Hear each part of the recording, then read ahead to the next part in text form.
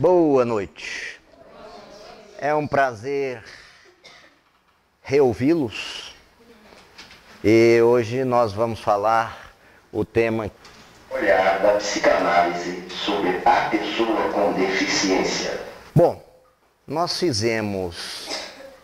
tivemos uma visão biomédica, uma visão da classificação internacional de funcionalidade, vimos a deficiência na contemporaneidade, observamos as questões da lei de diretrizes e bases naquilo que pudemos rapidamente falar. Também tivemos uma ideia do que haverá de ser inclusão, acessibilidade. Hoje nós vamos falar de um olhar da psicanálise sobre pessoa com deficiência. Psicanálise. Psicanálise nasceu através de Sigmund Freud para observar, analisar e investigar o inconsciente. Psique, alma, mente, como querem alguns, e análise da alma.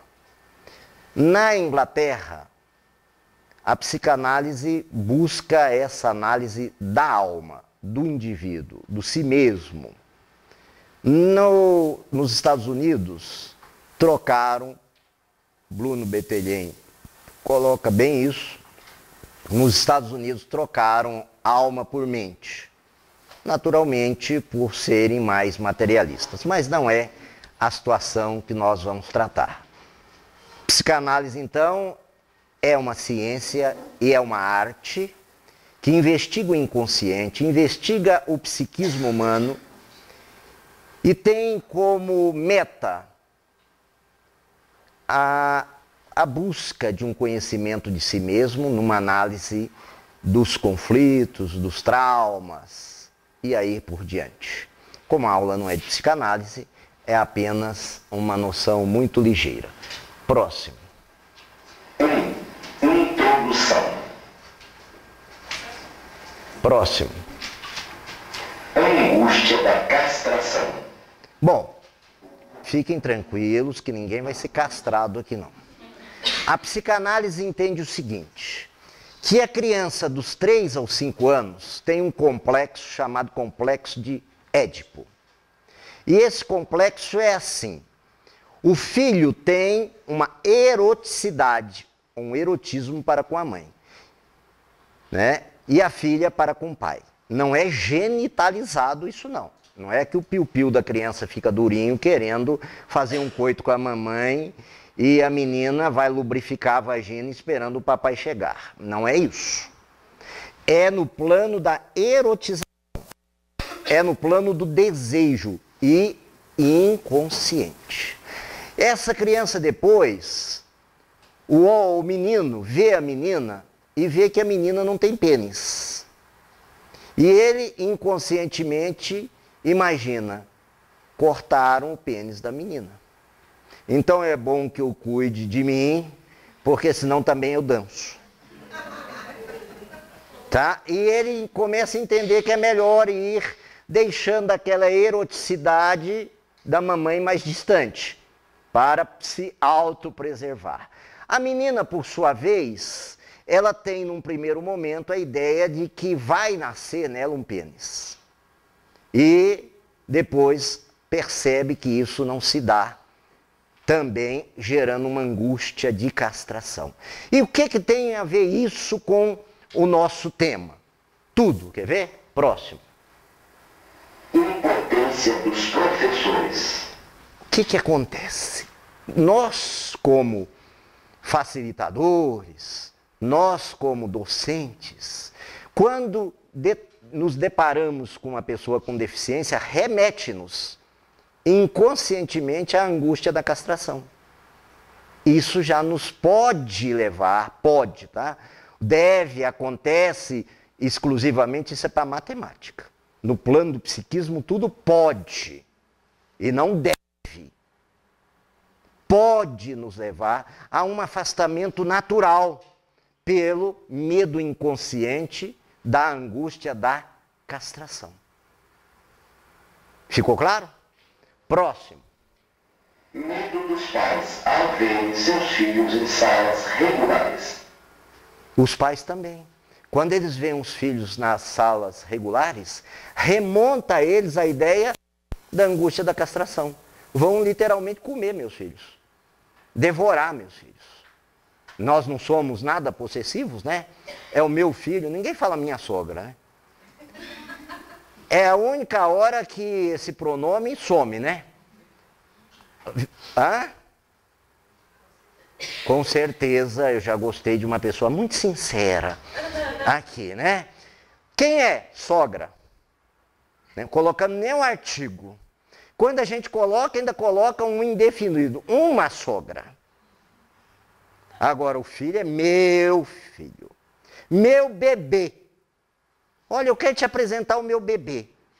Aí você fica se imaginando, no máximo uma criança aí de uns 5 anos, chega um sujeito de 1,80 m, esse é meu bebê. Eu disse, que bacana, legal. Você anda babando muito no seu bebê? É nosso, né? Isso é nosso. E isso, os pais, quando, entre aspas, o bebê é uma pessoa com deficiência e vai para uma sala regular, há uma angústia da castração voltando, pode haver uma angústia da castração voltando à mente, ao psiquismo dos pais. Adiante. A imagem da deficiência devolve a deficiência vivida por cada um dos normais. Esse é o problema. Que quando nós vemos uma pessoa com deficiência, aquilo devolve para nós uma deficiência que temos.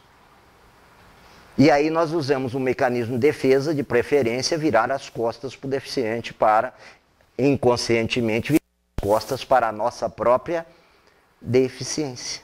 Isso vem da onde? Da angústia da castração.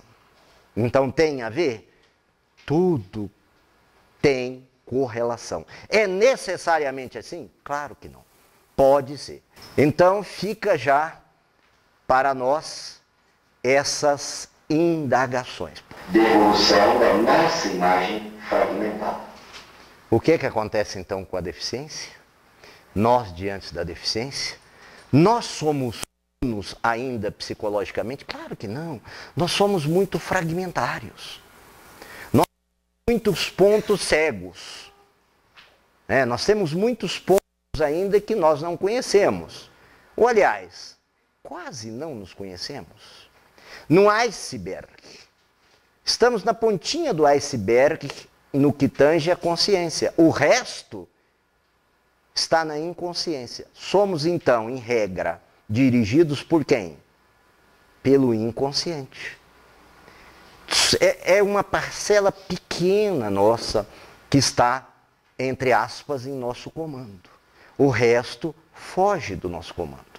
Está na base da inconsciência, portanto, nas pulsões. E existem duas pulsões.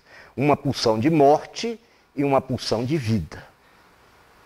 Quando você dá o cartão de crédito para a sua mulher, você ativa a pulsão de vida. E quando você vê a conta, você tem uma grande pulsão de morte.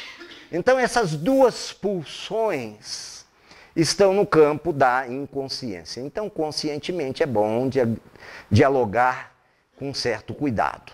Uma pessoa detinha, estava com um transtorno bipolar, e o bipolar, quando está no momento da euforia, ele é bem, da mania, ele é bem eufórico. E um psiquiatra virou para essa senhora e disse, pede para o seu marido dar o cartão de crédito para a senhora. Eu acho que isso não era psiquiatra. Devia ter algum complô com shopping, com alguma... Imagina você dando um cartão para um ser humano bipolar, seja homem, seja mulher, no momento da mania. Ele compra o shopping e encomenda mais 2. Tá? Então fica para nós essa questão. Adiante. Martim Pacelli superou a angústia da castração. Esse moço, em Mar del Plata, na Argentina, numa maratona de surf, ele resolveu fazer o que vocês vão ver agora. E pensem vocês fazendo isso na atividade de vocês, qualquer que seja ela. Próximo.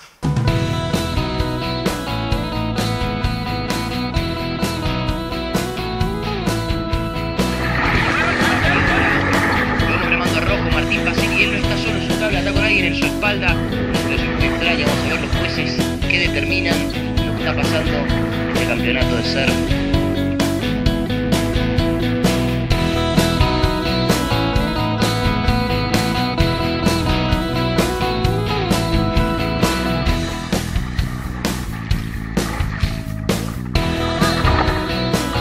Sabem o que aconteceu com o Martim? Foi desclassificado da maratona porque teve esse gesto.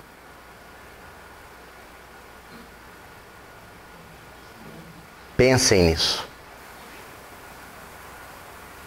Ou seja, em um momento em que ele entendeu o outro igual a ele, humano quanto ele, não poderia ter feito isso. Era contra as regras da maratona. Quantas vezes será que nós temos regras para nos desumanizar? Para nós pensarmos. Adiante. Davizinho, de apenas 9 anos, nasceu com uma formação dos braços e pernas, mas surfa e anda de skate. Pensem. Se não fosse a classificação internacional de funcionalidade, a gente olhar, não, isso aqui não dá, isso não serve para nada. Esse negócio não tem nem perna que funciona, e braço também. E ele também luta. Olha que coisa interessante. Adiante. Então, o que a psicanálise nos convida? A ver a pessoa com deficiência mais do que o ser com barreiras externas. Auscultar as barreiras internas, procurar suscitar nesses seres o seu desejo, fazer com que ele possa expressar o seu desejo e não castrá-lo psiquicamente, castrá-lo fisicamente, castrá-lo simbolicamente e castrá-lo realmente. Próximo. 2. Instâncias psíquicas à luz de Freud.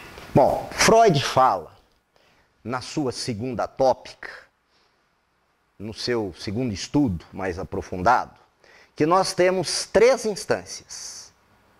3, vamos dizer assim, compartimentos do nosso psiquismo. Nós não estamos falando de cérebro, não. Nós estamos falando de mente. Temos 3 estágios, 3 instâncias nesse nosso psiquismo. Primeiro, Isso, princípio do prazer.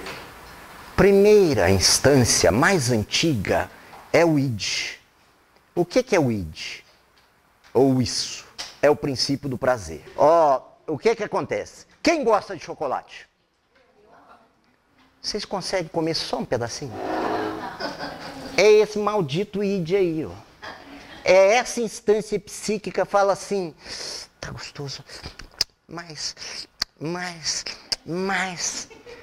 Isso pode, depois, desorganizar-se.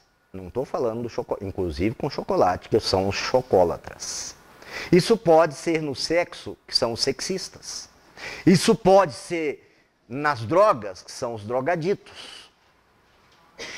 Entendeu? É nesse prazer que ele pode ir se descontrolando.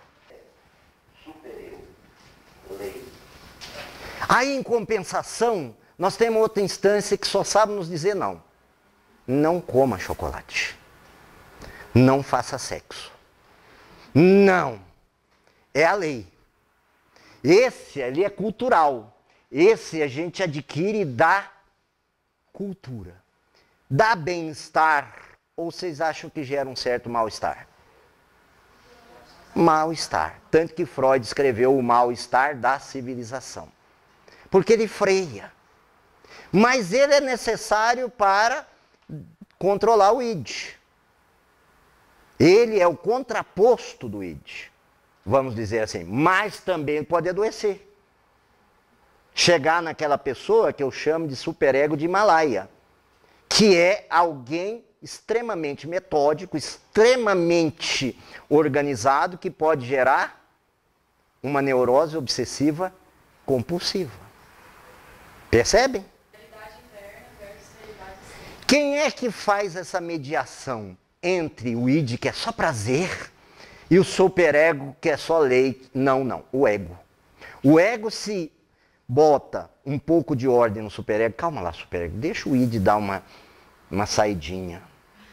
E fala pro id, baixa a bola aí, deixa o superego dar um nãozinho. E também se relaciona com o meio externo. O ego é muito importante, no sentido freudiano que nós estamos estudando. E as pessoas dizem assim, isso é do ego.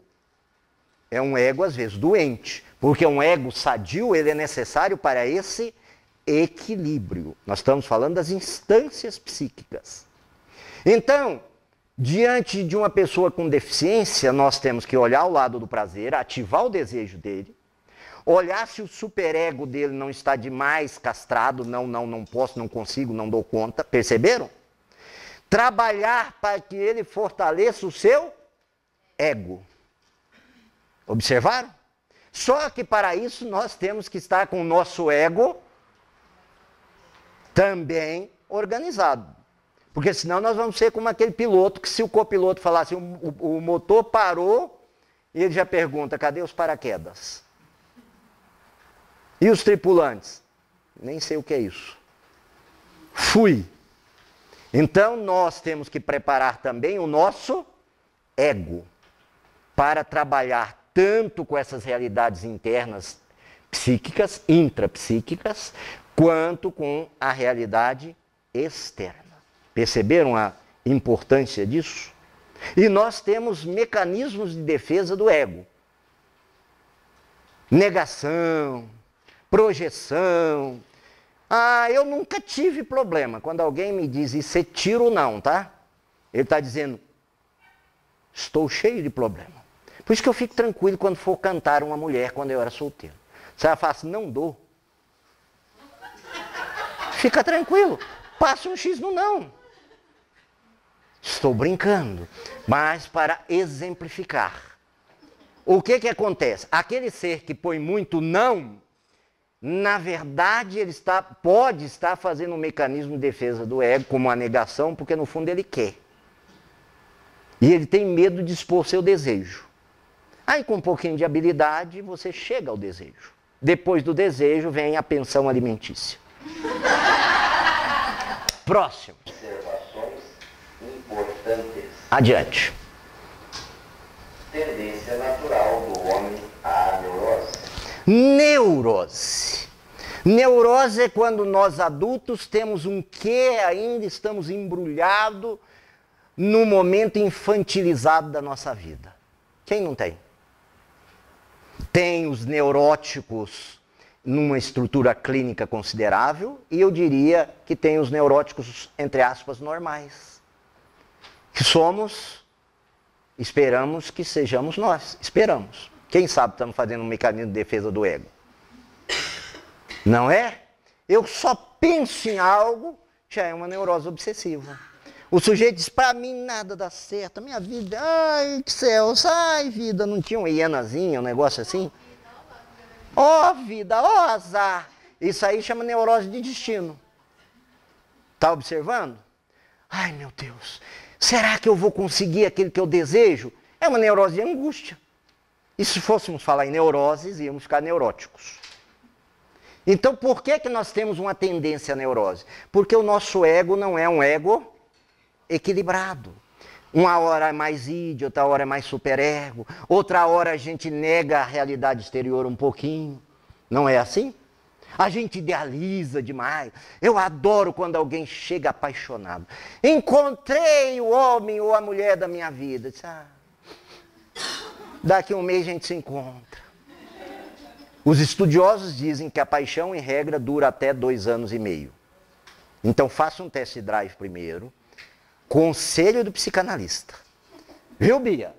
Faz um test drive, 2 anos e meio, né? Por, na dúvida, 3 anos, que vai que essa estatística já tenha furado um pouquinho. Aí você vai ver, né? Porque sexo e ternura estão nos canais diferentes, tá? À medida que você vai convivendo com o ser, você vai deixando aquele desejo sexual e vai, entre aspas, talvez, sublimando para um campo da ternura. E às vezes tem mulher que gosta demais de ternura. Eu gosto tanto que você passa a mão no meu cabelo e a outra parte nada. Ela esquece que nós, antropologicamente, homens, a gente gosta de passar a mão no cabelo depois. A nossa psique é um pouco distinta. Enquanto ela está dizendo, a lua é linda, a gente já foi em Marte, em Júpiter, né? Então, às vezes, é preciso dizer, minha filha, meu filho, ajuda a minha neurose.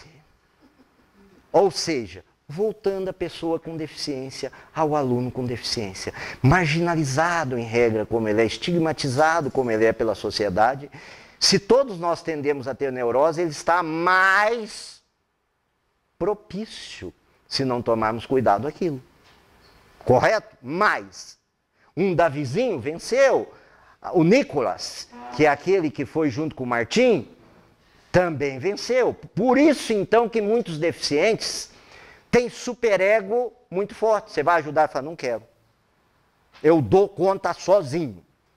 Vocês já não viram isso? Pois é, eu já sou um bem-id. O cara fala assim, o senhor quer o braço? Tudo, vamos. Não é? O senhor precisa de ajuda? Sim. Mas a gente tem que perguntar o desejo do deficiente. Geraldo Magela conta que ele parou na calçada, atravessaram ele 20 vezes. Passava ele para lá, aí ele parava de lá, passava ele para cá, passava ele para lá. Ou seja, isso é real. Ninguém perguntou. Por quê? Porque tem problema na angústia da castração, os seres. Não é? Agora, uns têm problema no superego. Não precisa. Eu dou conta. Bate na porta. Né? Eu tive um motorista muito bacana. Ele era extremamente bom em cálculos geométricos. Eu não sei bem se geométricos, acho que sim. Ele calculava ele, a porta e a metade de mim. Sempre a minha outra metade ficava. Ele dizia, a porta. Eu disse, você calculou? Aí ele falava, como é que o senhor vai fazer? Atrás de você. Era a coisa mais linda. O pessoal fala, nossa, como né, o movimento gay já está ficando tão sem vergonha. Né? O cara na frente e eu atrás aqui, na dúvida. Ele não calculava bem, né? Foi o lado direito, foi o esquerdo. Eu falei, chega. Então, mas ele tinha uma boa vontade incrível. Só ele tinha esse problema de geométrico, espacial. Naquelas 21 inteligências, eu acho que ele testava a minha paciência. Adiante. No desenvolvimento da civilização. É necessário um superego, uma repressão para o desenvolvimento da civilização, que cria um mal-estar. Então é necessário que se tenha limite. É necessário que a pessoa com deficiência também receba o limite. Porque senão dá o chamado ganho secundário. Né? Eu não enxergo, você pega água para mim, pega comida para mim, pega tudo para mim. Isso é chamado de ganho secundário. Aliás, os jovens hoje estão no ganho terciário, né? Concorda? Ó, mãe! Pega água para mim! Ou não é assim? Eles nunca pedem, abre o computador para mim, o desejo está 100%. Agora, para ser escravos deles, hoje tem certos pais que não veem que são reizinhos. Eles põem os pais de joelho e montam nos pais. Falta um pouco de repressão. Hoje eu estava saindo para cá e disse, filha, Ah. Eu disse para ela, que isso? Eu estava dormindo, pai. Estava, né? Quando eu disse mais rápido que isso, ela já acordou. Eu disse, o que é que faz assim? Eu já te falei. Carro com bateria arriada. Pois não. Ou seja, está faltando gestos filosóficos no ser humano de hoje. Ele não tem mais bom, mal.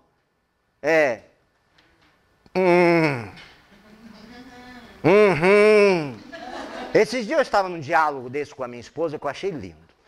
Amor, tá. Aí eu parei, ela comentou alguma coisa comigo, eu falei, Você não vai falar não? Eu falei, não, aprendi.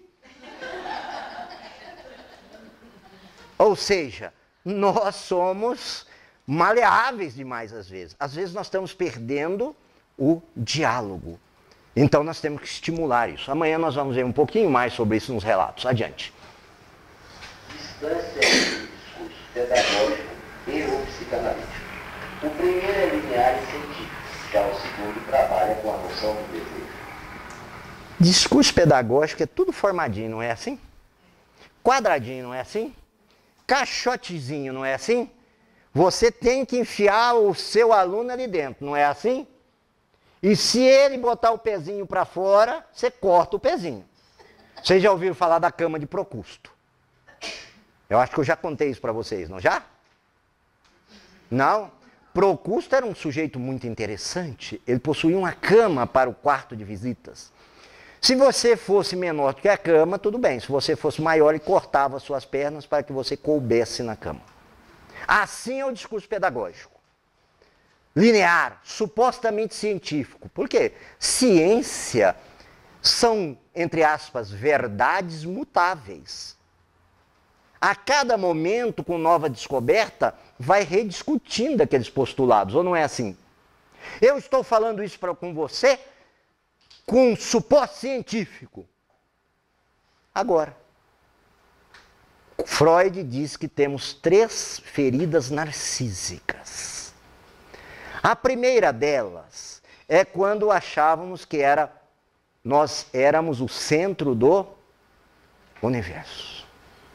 Aí veio e mostrou que nós somos uma coisinha nesse universo, do eu.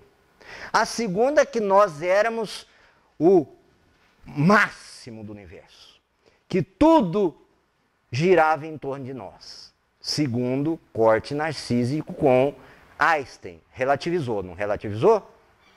Pois é, já doeu. Aí depois a gente disse, a razão. Resolvo tudo pela razão. Aí chegou o Freud e falou, mas espera aí, 95% de você é inconsciente? Então o que eu quero mostrar com isso? Que as ciências são verdades transitórias. Não estou dizendo para que não a estudemos, mas não nos dogmatizemos com o supostamente científico, porque está em mutação. E a ciência do direito, então, é uma ciência mais engessada que vocês imaginam. A gente vira hoje e ainda fala assim, diante do novo Código Civil, a pessoa fala, nossa, deve ter saído antes de ontem. Não, ele saiu em 2002. Olha a mentalidade do jurista. Diante do novo Código Civil. O novo no direito, 50 anos não é novo. Porque somos todos jurássicos. Deve ser que estamos na época dos dinossauros. Você chega para aquele legalista, ele é igual à cama de Procusto. Ele não vê a questão humanitária. Adiante. Eu estou pensando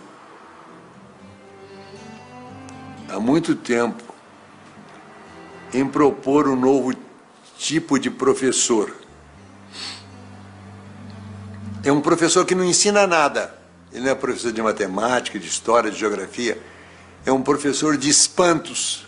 O objetivo da educação não é ensinar coisas, porque as coisas já estão na internet, estão por todos os lugares, estão nos livros.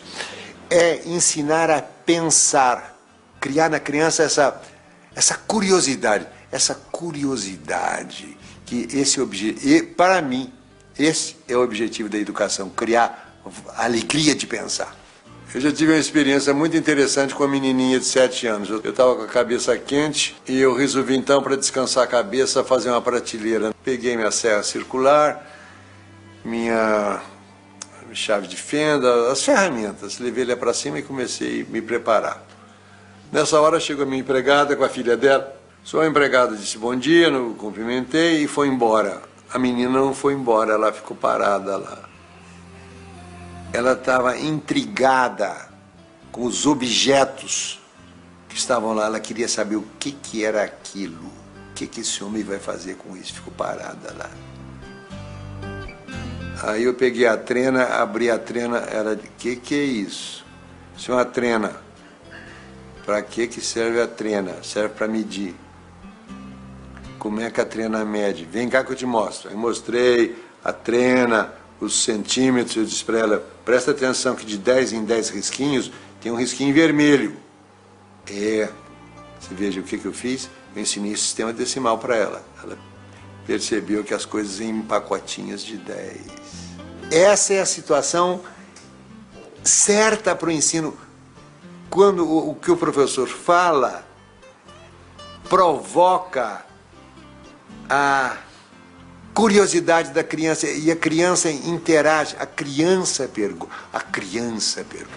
Como é que incentiva a leitura? Não é mandando ninguém ler, porque a relação com a leitura é uma relação amorosa. Eu vou lá não é porque o professor mandou. Quando o professor manda, já estragou. Então você tem de criar o gosto pela leitura. E você cria o gosto pela leitura, não mandando ler, mas lendo. Uma hora muito boa para a leitura é quando as crianças e os adolescentes vão para a cama. Então a mãe se assenta ao lado e vai ler um livro. A missão do professor não é dar respostas prontas, as respostas estão nos livros, estão na internet. A missão do professor é provocar a inteligência, é provocar o espanto, provocar a curiosidade. Então agora com aquelas instâncias psíquicas. Quando nós mandamos, nós estamos trabalhando com o superego. Funciona? Não. E quando nós deixamos com que o ser fale, nós estamos deixando ela manifestar o desejo, o prazer, que está onde? No id. Observaram por que eu coloquei aquelas instâncias psíquicas? Mas nós precisamos dosar um pouco de ego para que não seja algo sem controle. Mandou, acabou. A primeira vez quando eu era menino, rapaz, adolescente, olha que a minha cultura foi terrível. Se tinha que ir à zona, para provar que era macho. Eu nasci no Pantanal Mato Grossense. Imagine.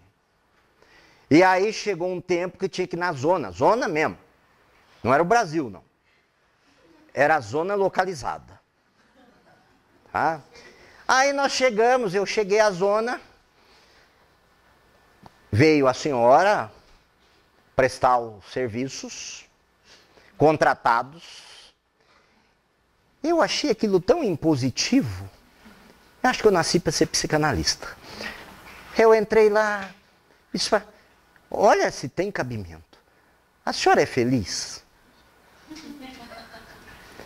Ela me contou a vida dela. Eu paguei e foi embora. Eu paguei. Por isso que eu fui psicanalista hoje. É um ato de vingança. Hoje eles me pagam. Perceberam como eu fui fazer um estudo profundo? Hoje eu resgatei. Eu paguei para ela me contar. Agora eles me pagam para eu escutar. Não tinha sentido. Era superego demais. Aí o pessoal saiu, e daí? Muito bom. Como é que foi? Nossa, 2. Hã? Já sei o que eu vou ser. O que você vai ser? Não, você pensou, já sei. Ah, já sei, sim. Ah, não, 2. Ainda perguntaram para mim. Olha, não devo contar para você, mas foram 3. cara, nossa, saí dali com um background perfeito. Próximo. Freud dizia que não se tem como ensinar a curar, governar e educar. Tem como ensinar? É algo que está em você. É um eros didácticos. É erotismo puro o ato de ensinar. Gera tanta transferências que às vezes geram casos amorosos. Sim, não estou falando de safadeza não, que isso é outra coisa. Eu estou falando que às vezes gera esse fenômeno que em psicanálise nós chamamos de transferência. Às vezes o aluno, a aluna, principalmente no meu caso, uma professora de biologia, eu realmente era para ser psicanalista. Chega uma senhora com umas pernas lindas. Eu estou nos 17 anos. Aí já não era mais necessidade de provar nada. Provar o quê, para ninguém. A senhora deitava assim. E os meus olhos que ainda enxergavam. A senhora cruzava as pernas assim, assim, em cima da mesa, os meus olhos que enxergavam. E eu tirei 4 na prova. Foi um caso que realmente me deixou de 4. Aí eu vi isso, mas meu Deus do céu, como fazer? Eis uma questão que havia muito id, né? O superego sumiu. Próximo. A educação é fundamentalmente um encontro com o outro, vários outros. Já perceberam isso? Se nós não estivermos querendo encontrar com o outro, se estivermos naquela música da Dani Carlo, estou fechada para a visitação, o poeta é incrível, né? Olha que frase, eu estou fechada para a visitação. Que frase bonita. Se estiver nesse momento de fechamento para a visitação, não consegue dar aula, não consegue trocar. Por quê? Porque você está fechado. Um psicanalista amigo meu fazia aula com um grande músico de Brasília. E ele dizia que o músico falava para ele: fulano, hoje você não está bem. Por quê? Você está errando nos acordes. Olha que coisa interessante. Então, quando nós estamos na docência, nós estamos prontos para deixar vir a nós o outro e irmos até nós no outro. E vários outros. A cada outro. Por isso que cada aluno é um aluno. Quem padroniza está equivocado, não está vendo a diversidade dos outros. Agora imagine a pessoa com deficiência. Ele já é, como nós falamos, no máximo integração, não foi isso? Então nós nem padronizamos, né? Eles ficam, se não tomarmos cuidado, na invisibilidade. Adiante. 3. O corpo e o real. Adiante. O bebê percebe símbolos, odores, olhares de quem faça a função materna. O que lhe pode marcar? Eu não estou falando de mãe, não. Estou falando de quem faça a função materna. Pode ser um casal homossexual, pode ser uma cuidadora, quem faça a função materna. Contém-se na literatura psicanalítica que uma mãe ia amamentar o bebê e ficava olhando de lado. E tinha um brinco, era uma menininha. Como é que vocês acham que ela sentia? Rejeitada. Sabe qual era um dos grandes, o mínimo impedimento futuro dela? Não usava brinco. Porque o brinco marcou como um sinal de rejeição. Percebe? Poderíamos contar 200 outros casos. Adiante. Escondemos do nosso mundo imaginário as falhas do real. Elas são refletidas no encontro com a deficiência, geralmente por intermédio de angústias. Que é a angústia da castração. Adiante. 3 corpos. Imaginário simbólico, linguagem. E o corpo real não se sabe como surgiu. Quem de nós sabe como é o nosso corpo real? Chega uma mulher e diz para a outra assim, ou para o outro, nossa, como eu estou gorda. Mulher não faz isso. Não. Imaginemos que faça. Né? Como eu estou gorda. Como estão aparecendo rugas. Ou não é assim? Às vezes não tem nada daquilo. Por quê? Porque o corpo real, ele está indefinível. Então a pessoa com deficiência numa marca, uma limitação física, vamos dizer assim. Imagine se acentuar ainda mais o imaginário ou o simbólico nesse ser. Como é que ele vislumbrará o seu, entre aspas, corpo real? Se nós, entre aspas, vocês, né? Ditos normais, já não sabe como é um corpo real, imagine nós, pessoas com deficiência, se formos estigmatizados. Eu já contei para vocês o dia que eu estava comendo, almoçando, e tinham duas moças do lado. Elas viraram e falaram, nossa, como é difícil ser cego, porque ele come igual troglodita. E eu estava tentando cortar o bife. O bife é que estava vivo. Tá? Que nem a azeitona do bêbado. E eu não cansava esse bife de jeito nenhum. Aí eu resolvi fazer uma coisa legal. Peguei o bife com ela. Vamos dar voz àquele ser. Aquele ser não queria expressar o desejo que eu era um troglodita? Então não vamos resolver aquela deficiência interna que aquele ser tinha. Vamos ser um troglodita. Aí eu percebi que parou o comentário. Eu disse, bom, agora Davi está meditando o que é ser troglodita. Enquanto isso eu vou comer, porque eu já comecei. Se virasse para mim e dizia, aprendi com Dom Pedro II. Sabiam disso? Não é? Ele pegava a carne, o pernilzinho da galinha lá, a coxa da galinha. Ave. Bem visto. Né? E com a mão e comia. Hoje a gente faz outras coisas com a mão. Adiante. Ponderação de Freud. Vamos lá. Reconhece na atitude emocional dos pais para com seus filhos a revivência de seu próprio narcisismo. Isto significa que a criança é para os pais uma reatualização de seu eu ideal.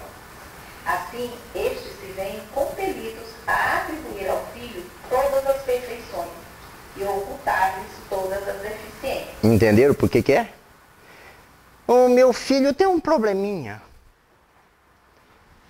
Um probleminha. Por quê? O eu ideal para ele era um filho, uma filha, né? Eu tenho uma pessoa, eu quase falei, lá distante, para despistar bem, disse assim, meu filho que não deseja mais contrair matrimônio, isso para dizer que o filho dele era gay. E matrimônio para ele era entre homem e mulher. E esses dias eu estava fazendo um estudo sobre sexo num lugar, não sei para que convida a gente para esse assunto. Nunca entendi. Aí a pessoa dizia assim, eu tenho um amigo homossexual, mas ele é tão bom trabalhador. Mas, aí eu virei e disse assim, vocês já distinguiram sexo e promiscuidade? Porque isso não tem nada a ver com orientação sexual não, viu? Mas, olha, eu tenho um filho deficiente, mas ele é muito inteligente. Vocês nunca ouviram isso? É sempre o desejo de compensar, outro mecanismo de defesa do ego, uma suposta inferioridade do seu filho. Mas ele concede. Mas, para que ter mais? Meus pais, até hoje, eu digo, nossa, a minha condição de cego, a mamãe faz. Fala isso não. Faz isso não, meu filho. Quer dizer, é algo maldito. É como o câncer no passado. Não fale naquela maldita. Aquela doença, vocês já não ouviram? Para não pegar, não é? o fulano tinha um câncer aqui. O sujeito morre. Tinha um câncer lá nele. Eu gosto dessas frases. E um dia pode ser em você. E pode. Quem sabe vai ficar bem grandão. Você não é diferente de ninguém. Aliás, aqui, nessa Universidade Federal de Uberlândia, nós tivemos uma professora, está viva, nós tivemos uma professora chamada Maria Bernadette, que era Miss, não sei se vocês já conheceram, era Miss Uberlândia. Isso é lógico, eu estou falando no começo do século XX. Viu, Bernadette? Tanto que está aposentada. Não é por invalidez, porque deixa eu tirar o meu da reta agora também. E ela era Miss. Foi acometida de um câncer no seio. E começou lá no hospital dizendo, por que isso acontece comigo? Aí ela disse, por que não pode ser comigo? Venceu o câncer através dos processos químicos e do lado psicologicamente trabalhado, deu aula até se aposentar. E está viva como nunca. Inclusive eu fui contar uma conquista da minha esposa para ela, acho que foi quinta-feira. Acordei. Acordou mesmo? Acordei. Agora você acordou mesmo, escuta. Quer dizer, olha que fantástico. Para quem, Luiz e Rei, você pode curar-se a si mesmo. Ou, não sei se vocês já leram, já ouviram, vale a pena. Uma mulher que foi marginalizada, prostituta, e depois tornou-se uma grande psicóloga mundial. Depois não pode? Podemos dizer, não quero. Para frente. Narcisismo e exclusão. Olha aí. Próximo. O ser humano é narcísico por excelência. O mim exclui o você. Percebe? Por isso nós temos uma tendência neurosa, não temos? E somos nitidamente narcísicos. Estamos num avião, não, melhor, num navio, e falam que o navio vai afundar. A gente pensa, nem fala da sogra, a gente pensa em alguém? Salve-se a si próprio enquanto é tempo.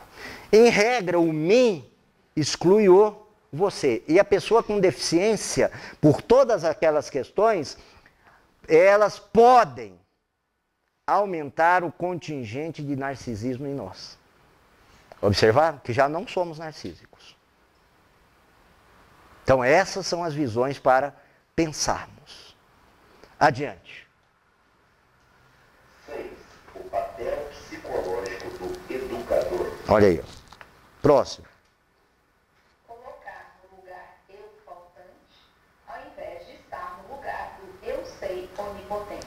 Precisa fazer algum comentário? Criação de barreiras. Precisa fazer algum comentário disso?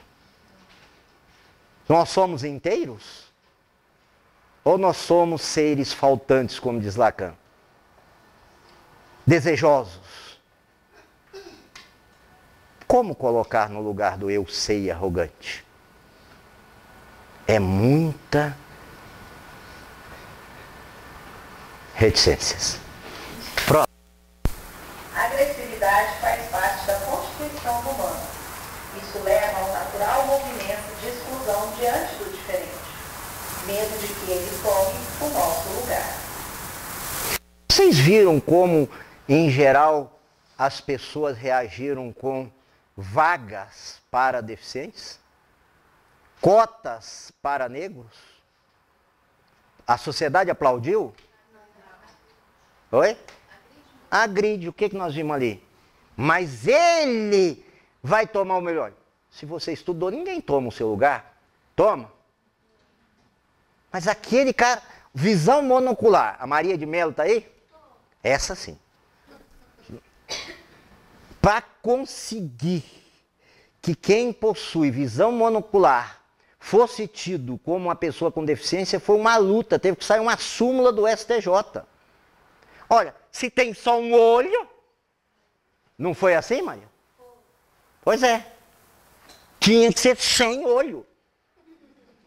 Mas você tem dois, não tem problema, você tem um. Você é igualzinho.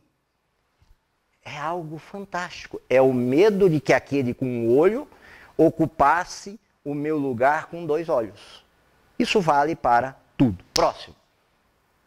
Pédida ressalta ainda que todas as formas de assistencialismo, de compaixão ou de piedade que manifestamos no cuidado com a pessoa com deficiência podem muito facilmente tratarem-se, no fundo, de defesas contra o que sentimos como pulsões violentamente destruidoras despertadas pela imagem da deficiência.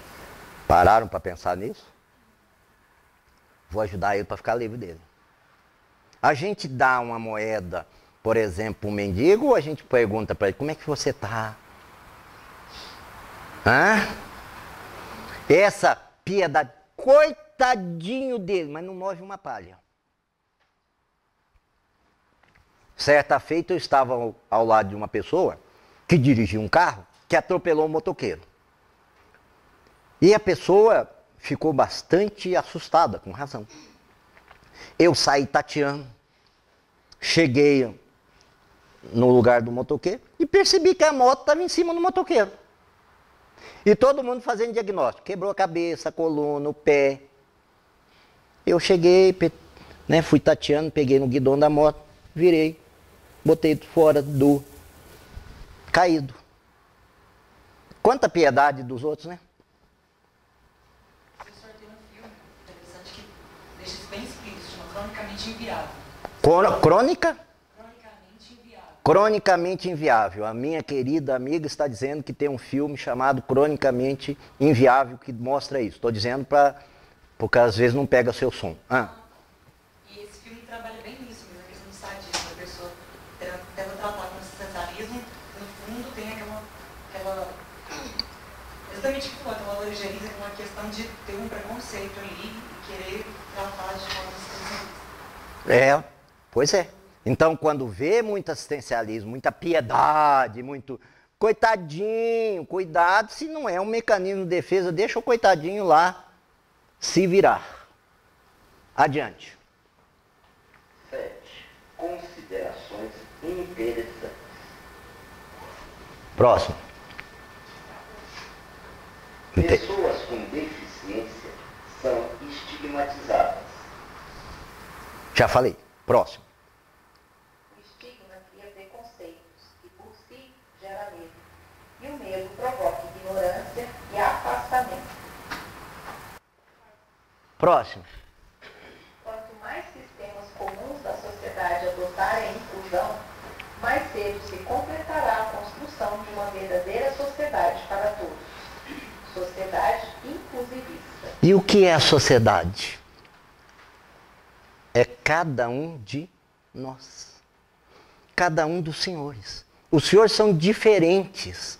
Os senhores estão aqui, já marcam o desejo de vocês serem diferentes.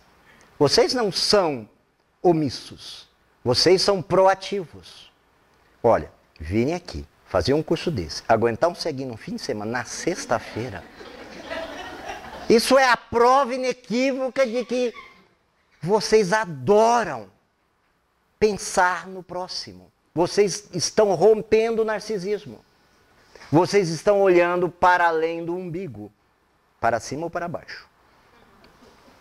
Vocês estão transcendendo na construção desses direitos humanos, tanto na visão jurídica, quanto na visão de psiquismo. Isso marca vocês. Próximo. O sistema do julgamento. A oposição dos valores, bem, mal, é substituída pela diferença qualitativa dos modos de existência. Bom, mal. Vamos falar bem e mal para as coisas? Bom e mal. Bom fazer, mal fazer. Esse bem e mal é julgamento. O bom é uma carga filosófica. Observaram? E nós adoramos o bem e mal. Porque é o nosso vício de julgar. Quero terminar assim.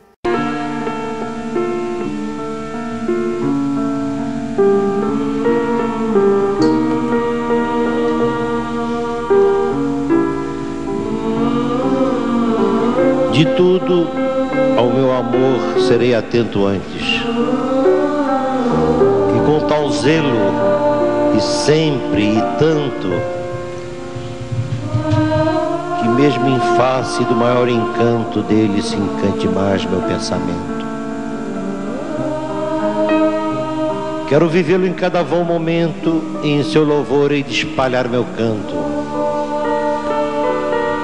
e rir meu riso, e derramar meu pranto, ao seu pesar, ao seu contentamento.